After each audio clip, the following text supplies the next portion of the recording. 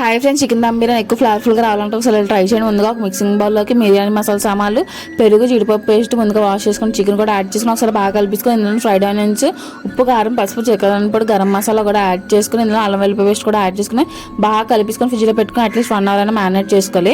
తర్వాత స్టవ్ మీద ఒక తెప్పలతో వాటర్ పెట్టుకొని ఇందులో రుచి సరిపడి సాల్ట్, అల్లం వెల్లుల్లి పేస్ట్, బిర్యానీ మసాలా సామాన్లు, పచ్చిమిరపకాయలు చిలుకలు కూడా యాడ్ చేసుకుని ఇందులోనే కొంచెం బిర్యానీ మసాలా పౌడర్ కూడా యాడ్ చేసుకుని వాటర్ బాయిల్ అవుతుంది అన్నప్పుడు రైస్ వేసుకొని 70% కుక్ చేసుకుంటే సరిపోద్ది. తర్వాత ముందుగా మ్యారినేట్ చేసుకున్నాం కదా చికెన్, అది బాగా ఫ్రై చేసుకోవాలి. మనం స్టవ్ ఒక ప్యాన్ పెట్టుకొని బటర్ వేసుకొని చికెన్ మ్యారినేట్ చేసుకున్నాం కదా అది కూడా వేసుకొని వాటర్ అంతా తిక్కిపోయేదాకా బాగా ఫ్రై చేసుకోవాలి.